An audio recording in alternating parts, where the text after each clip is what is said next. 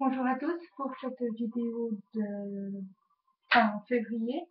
J'ai un peu de retard, vu qu'aujourd'hui on est le 3 mars. Mais voilà, j'ai eu quelques jours où j'étais loin de la maison. Donc j'ai voulu éviter cette fois d'attendre de nouveau le 15 mars pour vous faire une longue vidéo. Donc je me dépêche de vous la faire maintenant. Donc, alors, j'ai lu donc encore 4 autres livres depuis l'autre vidéo. Donc c'est vrai que ce mois-ci, j'ai lu que 6 livres. Alors bon, pour certains, c'était quand même des gros livres, donc je m'en veux pas trop. Mais ouais, c'est vrai que je pensais quand même avoir lu un petit peu plus. Donc j'ai été surprise en comptant à la fin du mois qu'il y en avait que 6. Et sur les 4 là que donc, je vais vous présenter, j'en ai que un, physiquement. Parce que le premier, c'est donc La Vigène de la Filipendule de Ricardo Salvador. Et puis ça, c'était un livre que j'ai lu dans le cadre des coups de cœur d'auteurs peu médiatisés. Ce qui fait que je l'ai renvoyé à Pomme, qui était la lectrice suivante. Alors dans ce livre-là, je vous l'avais montré dans l'autre vidéo, dans la dernière. J'étais en train de le lire. Et puis c'est vrai que c'était un début difficile. Je n'arrivais pas vraiment à m'adapter à l'humour, à l'intrigue, enfin à peu près tout, les personnages. Et puis ouais, mine de rien, je suis tombée dedans. Et à la fin du livre, j'adhérais complètement au personnage. J'étais prise dans l'intrigue. Je trouvais drôle, ouais, l'humour au final de l'auteur ouais, m'allait bien en fait. Mais c'est vrai que c'est toujours un peu compliqué pour moi les livres qui se veulent drôles ou ironiques, etc. Parce que des fois, je trouve que c'est mal dosé l'humour et l'intrigue sérieuse qu'il y a à côté. Et c'est ce que j'avais vraiment peur d'avoir dans la Vigène de la fille pendue. Et au final, non. Donc voilà, c'est une bonne surprise, mais j'aurais pas parié dessus au départ. Donc vraiment, vraiment du plaisir. Ensuite, qu'est-ce que j'ai lu? Ah oui, j'ai lu donc Mantax, tome 1 de la saga donc Ténébrae de Danny Souen. C'est un livre que j'ai eu en fait en format euh, électronique. Je l'ai eu en service de presse sur Livre Addict et puis vu que je viens dessus, le seul moyen pour moi de l'avoir, c'était de l'avoir en e-book. Alors vu que j'avais une mise toute neuve, je me suis dit bon, allez, pourquoi pas, j'aime moyennement lire là-dessus, mais ça valait le coup d'essayer pour tenter de lire ce livre, qui est donc de la SF, et moi j'ai pas trop l'habitude, et j'aimerais en lire plus. Donc je me suis lancée. Et au final, même si je trouve qu'il y a dans ce livre un cruel manque de description, j'ai trouvé l'intrigue bien menée, je me suis pas du tout ennuyée, c'était vraiment sympa, j'ai aimé les personnages, donc rien d'extraordinaire, en somme, mais vraiment, vraiment un bon moment. Je l'ai lu d'une traite, je crois qu'il fait 200 pages, donc c'est quelque chose qui se lit très très très vite. Et puis ouais, donc c'était Mantax de Danny Souen, et ouais, c'est vrai que c'est la suite qui sort, moi je serais assez intéressée à lire la suite, en tout cas. Et le troisième, attendez, c'est Attraction céleste de Virginie Gweitelinger. C'est aussi donc avec les coups de cœur d'auteurs peu médiatisés. Et je l'ai aussi eu en format électronique pour que ça aille plus vite, parce qu'il y a certaines personnes qui ont un peu de retard ou bien les listes s'allongent, enfin peu importe.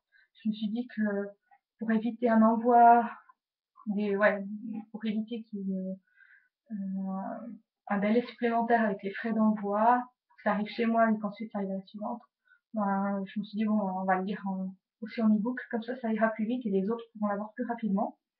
Et puis donc j'ai lu comme ça. Alors pour beaucoup, Attraction Céleste, c'était Twilight tome 1, c'était tout couru d'avance. Moi je suis assez bon public, j'ai eu l'impression d'avoir un nouveau 15 ans pendant quelques pages. C'est vrai qu'il ne se passe pas grand chose dans ce tome parce que la fille rencontre le nouvel arrivant du lycée, en tombe amoureuse. Et ouais, donc c'est vrai qu'il se passe pas grand chose, mais la fin, je la trouvais vraiment bien. Je la trouvais prometteuse pour la suite. Au final, j'ai quand même beaucoup aimé le personnage. En plus, il y avait des libraires dans le livre, ce qui fait que je l'aimais bien. Et puis, ouais, enfin, au final, moi, je vraiment bien aimé. C'était très simple, c'est vrai, c'était une lecture facile, c'est vrai aussi. Mais après, ouais, pour se détendre et lire une petite amourette d'ado, bon, ça passe aussi enfin, ça va très bien de temps en temps. Moi, j'aurais aussi aucun souci à lire là-dessus. Et puis, pas le dernier. Je peux enfin vous en montrer un. C'est donc Les Lumières de Haven de Pauline Bock chez Fresnel Jeunesse. C'est donc un livre euh, ouais, de fantastique, fantasy.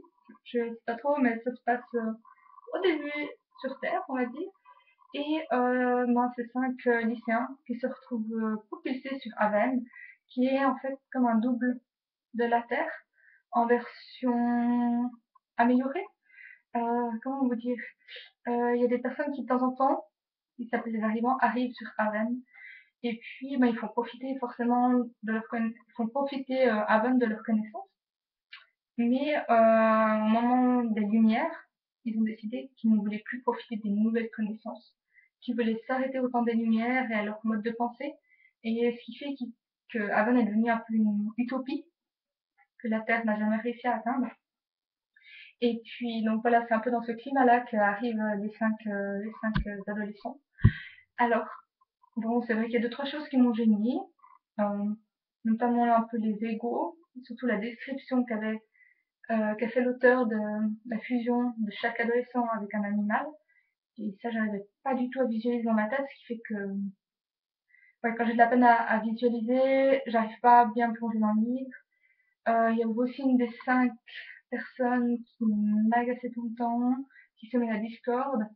Et puis un ennemi pas toujours très convaincant, surtout avec ses relations avec deux des filles du groupe. C'était vraiment n'importe quoi. Mais en dehors de ça, Haven est un monde qui m'a complètement charmée. J'ai adoré les personnages Old Jack qui dirige la falaise, hein, vous voyez ici, et qui est entouré d'eau. J'ai adoré le petit Fennec, qui est comment dire, je sais plus comment on l'appelle dans le livre, mais l'intendant, quoi, la personne la plus proche de Old Jack, et qui a que 11 ans, et on dirait qu'il en a 30 dans sa tête. Ouais, j'ai beaucoup aimé la mythologie, toute l'histoire de Haven avec les anges. J'ai beaucoup aimé l'écriture de l'auteur qui n'a que 20 ans et qui écrit, je trouve, merveilleusement bien, si ce n'est ce manque de description par rapport à la donc, fusion des égos et des 5 adolescents. J'ai trouvé que tout était très très bien rendu. Et puis une fin surprenante, très dure, mais surprenante. Ouais, enfin, en somme, une très bonne lecture aussi. Euh, Normalement, c'est un one shot. Mais j'espère quand même qu'il y a une suite parce que la fin, elle est tellement ouais, surprenante et rapide que, ouais, que je suis presque sur ma fin, quoi. Je m'attendais à autre chose. Et ouais, s'il y a une suite une fois, si l'auteur se décide à continuer l'aventure, ça me ferait très plaisir. Mais bon, pour l'instant, rien n'est moins sûr. Et puis, bah, si ça s'arrête là, vraiment, bah, tant pis, ça aurait été une très très bonne lecture. Mais ouais, replonger dans le monde de Haven, ça me ferait tout plaisir. Parce que j'ai énormément aimé ce monde. Voilà, ça c'était pour mes 4 lectures. Euh, Là, depuis le 1er mars, j'ai lu une BD, un manga, et je suis en train de lire 2 livres. Alors, bon, pour la BD, c'est Elf, chez Soleil, et la BD, c'est Bride Stories, tome 2. Mais ça, je vous les présenterai dans la prochaine vidéo, pour pas mélanger les mois. Euh, et puis, sinon, je peux quand même vous montrer mes lectures actuelles. Alors, il y a La tempête des heures d'Anne Cuneo chez Campiche, donc c'est suisse, l'auteur suisse, l'éditeur suisse. Et puis, Anne Cuneo est vraiment une grande auteure.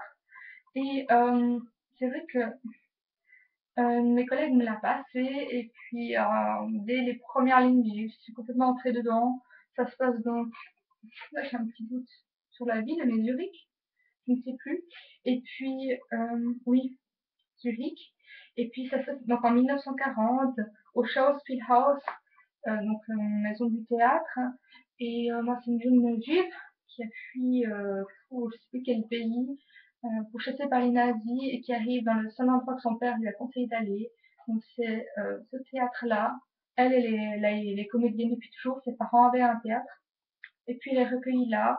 Euh, Ça a l'air de rien, mais voilà, 1940 en Suisse, c'est la peur de l'invasion des Allemands, qui n'arrivera jamais, mais voilà, la menace a été là pendant des années. Et puis, oui, ça se passe donc dans ce théâtre, et puis ils sont en train de monter la pièce de Faust, deuxième partie. Et ouais, moi je connais pas bien Faust, donc c'est vraiment pas forcément mon genre de lecture. Je lis très peu de contemporain, le théâtre, je n'y vais pas autrement, c'est quasiment jamais.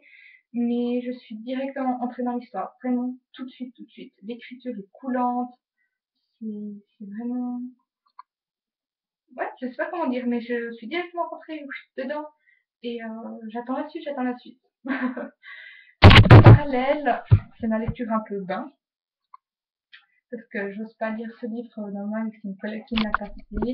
Je lis pour la lecture commune du coup Burkina Soif du 15 mars.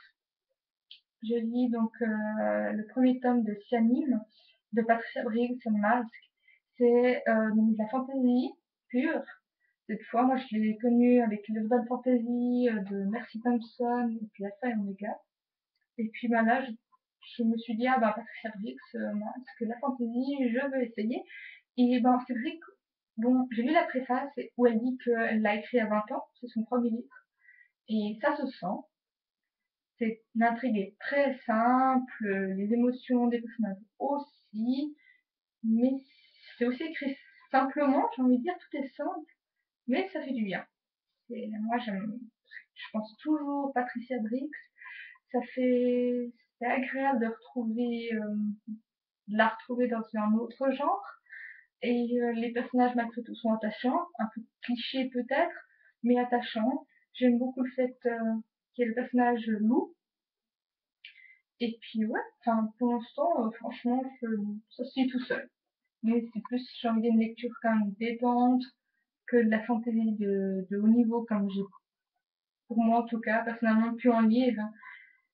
Après, ouais, ben, encore une fois, moi, je me réjouis de finir. Moi, j'ai lu que ça, ici donc.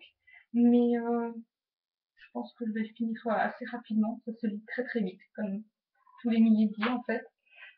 Alors voilà. Pour les prochaines lectures, ah ben, je vais avoir Druide d'Olivier Perru pour la fin du mois. Je vais avoir Cette nuit-là comment il s'appelle, Linwood Barclay. Et Le livre perdu des sortilèges de Deborah Harkness. Donc ça, c'est 3 lectures communes qui se passent presque tout en même temps à la fin mars. Je vais essayer d'être à l'heure et de tout essayer de lire parce que j'ai vraiment envie de lire les 3 lectures. Mais ouais, déjà le mois passé, je me suis engagée à trop de trucs, j'ai pas réussi. Ce mois-ci, on va voir ce que ça donne. Surtout que je déménage le 1er avril, le 1er ou le 2. Donc ça va être assez chaud. Mais bon, on va faire du mieux possible. Et déjà, voilà, j'ai bientôt fini ma première lecture commune du mois. Alors, on y croit. Alors voilà, je vais m'arrêter là. Je vous retrouve donc mi-mars. Et après, je suis pas sûre si j'arriverai à faire une vidéo fin mars à cause du déménagement. On verra. Mais bah, sinon, je vous ferai une mi-avril. Mais dans tous les cas, j'essaierai de faire peut-être même en avance, avant fin mars, une vidéo. Comme ça fera pas comme l'autre fois, une vidéo de 20 minutes. Alors voilà, bon, on verra ce que j'arrive à faire. Et à lire aussi. Allez, ben, merci de m'avoir écouté. Ça me fait super plaisir. Et puis, à la prochaine. Bye bye.